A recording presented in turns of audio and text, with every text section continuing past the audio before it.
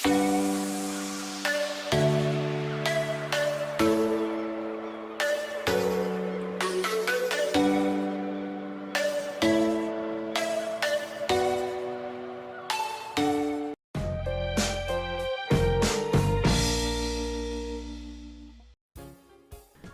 fait maintenant 1 an que l'EHPAD de Talange Les Coquelicots a ouvert ses portes aux premiers résidents. L'occasion de se retrouver pour fêter cet événement. Je crois pouvoir dire ici, au nom de tous ceux qui ont des parents, des amis, qu'il y a heureusement aussi des endroits, des maisons, des structures dans lesquelles les choses se passent plutôt bien, même plutôt très bien. Je souhaite vraiment à cette maison une longue vie. Elle est encore très belle, elle a 1 an, très agréable. Et quand on y vient, on n'a pas l'impression de se retrouver dans un endroit de non-droit. C'est pas facile, c'est vrai, votre métier est compliqué. Pour les parents, c'est pas toujours facile non plus quand on laisse des anciens ici, je sais de quoi je parle, mais en même temps, franchement, globalement, je pense que il y a là une belle ambiance et il faudra juste que tous ensemble, alors avec les services municipaux, le CCAS, Régine, les partenaires, on a des commerçants qui sont ici, et puis vous-même, bien évidemment, et votre équipe, Madame la Directrice, nous fassions que nous vivions le mieux possible, le plus longtemps possible dans cette maison, en plein centre de Talange. Bientôt, il y aura une petite structure médicale juste en face, des logements seniors en complément. Voilà, tout cela finira enfin, parce que le quartier a beaucoup souffert, c'est vrai, beaucoup souffert, finira enfin par prendre forme. Merci pour cette fête et merci pour nos anciens. Juste 2 petits mots simplement pour souligner le fait que je vous rejoins complètement sur le discours que l'on tient actuellement dans les médias sur la vie dans les EHPAD et dans les maisons de retraite et les difficultés actuelles de prise en charge.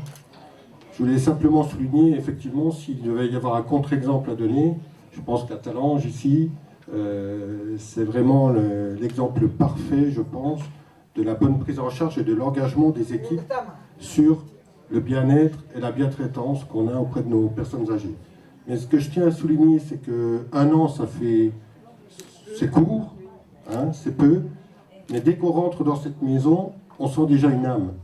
Et donc tout le mérite en revient aux équipes qui depuis 1 an, voire plus, travaillent au sein de cet établissement. Nous devons être présents tous les jours, maintenir un niveau de qualité de service, et c'est tout à fait normal.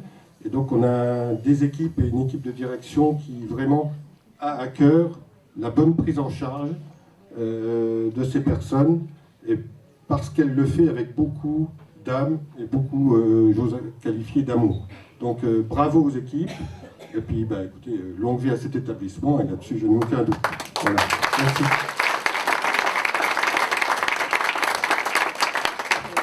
Moi, pour conclure, je veux quand même marquer de manière vraiment très sincère toute l'admiration qu'il faut avoir pour les gens qui travaillent avec vous, pour vous-même, pour les aides-soignants, les infirmiers, le personnel ici de ménage, de cuisine, qui fait un travail particulièrement difficile. Il faut montrer, je voulais en profiter pour terminer, notre admiration, il n'y a pas d'autre mot, et notre respect pour le travail qui peut être fait dans des conditions aussi difficiles auprès de populations à qui on doit autant et qui malheureusement dans notre pays n'est pas reconnu au niveau où il devrait être reconnu. Voilà, je voulais terminer là-dessus.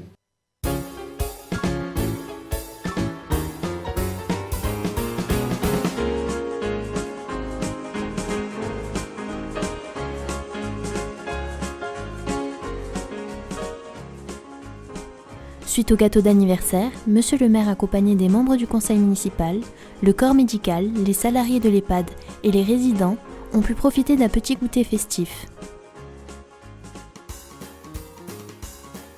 À savoir qu'aujourd'hui l'EHPAD Les Coquelicots accueille 69 résidents, dont 14 au sein de l'unité UVP.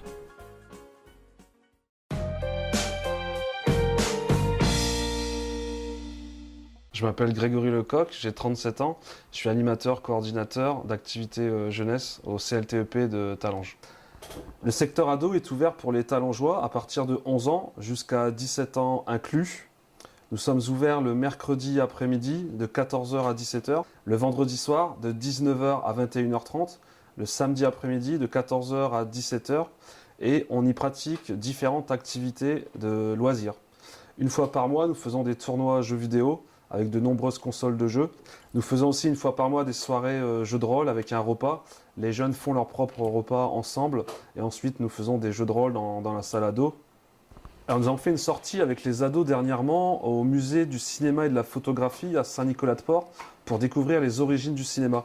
Et nous faisons aussi de nombreuses sorties au cinéma. On a décidé de créer un projet, les ados font leur cinéma, et de créer un court-métrage.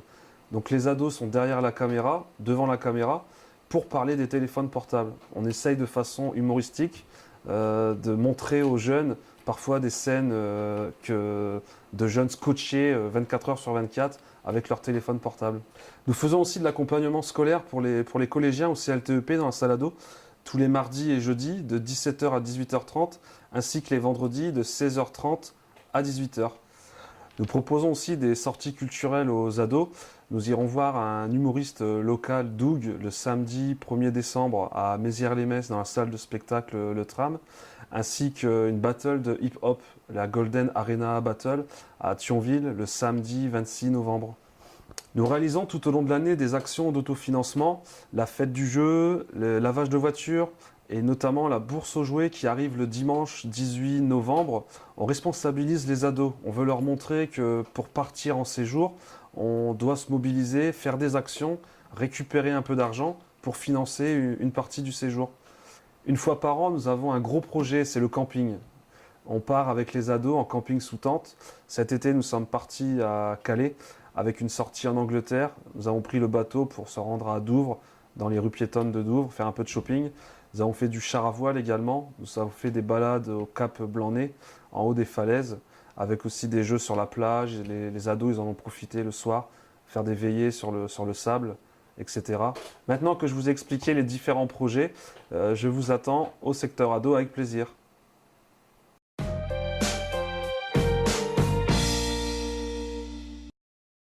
Comme chaque année a lieu à Talange le concours des maisons fleuries. Voici la cérémonie de récompense. D'emblée, je félicite ceux qui ont été cette année promus. Je vous remercie, je vous félicite tous pour votre participation à cette petite manifestation qui reste toujours très, très familiale, très populaire, mais qui est toujours très intéressante. On a toujours, vous le savez, une attention particulière pour nos concitoyens qui font du fleurissement sur les balcons, dans les immeubles. On le sait, c'est plus compliqué, c'est plus ingrat, mais c'est tellement plus agréable lorsqu'on traverse la ville. Nous faisons, nous, des efforts aussi, de notre côté, mais nous n'avons pas les moyens des 4 ou 5 fleurs de la cité.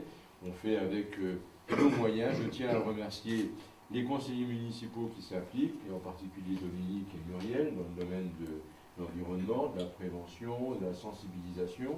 Dominique pour le concours, avec Myriam, des services techniques. Jean-François aussi, qui est à la manœuvre et qui a beaucoup de mérite, avec pas beaucoup de sous, pas beaucoup de bonhommes. Il fait quand même ce qu'il peut pour fleurir un peu la ville. Et vous le savez, il faut malheureusement compter sur trop souvent, trop peu de civisme de la part de nos concitoyens.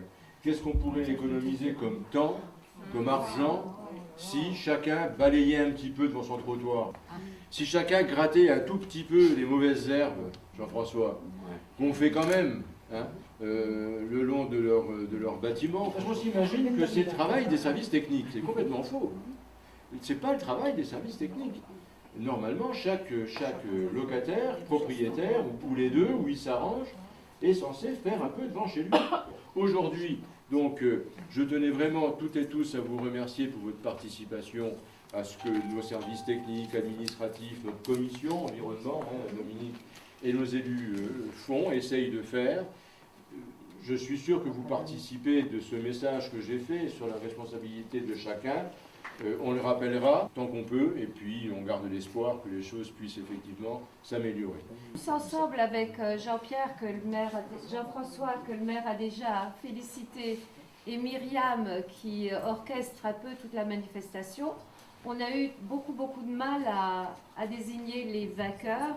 En fait, ceux dont on a préféré le fleurissement, cette année ça a été aussi difficile parce que les conditions atmosphériques étaient un petit peu particulières.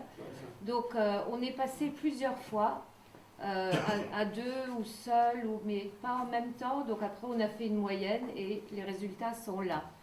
Voilà, je voulais vous dire aussi, parce qu'on se rend compte que d'année en année, les premiers, les deuxièmes, c'est souvent les mêmes, parce que la maison s'y prête, parce que le balcon s'y prête, parce que voilà.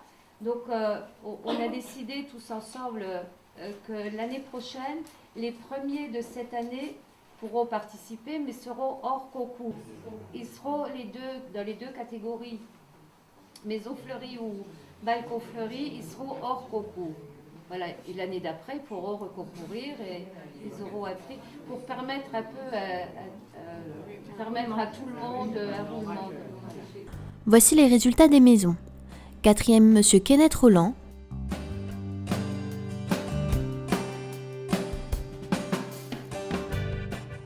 3e, Madame Akar Marilyn. 2e, Madame Koenig Flora. Et 1re, Madame Rosaire Elisabeth. Voici le résultat des immeubles collectifs. 4e, Madame Jannick Elena. 3e, Monsieur Céluche Richard. 2e ex aequo, Madame Cèze Brigitte. 2e ex aequo, Madame Schmitt Louise. Et 1er, Monsieur Chaumillier Michel.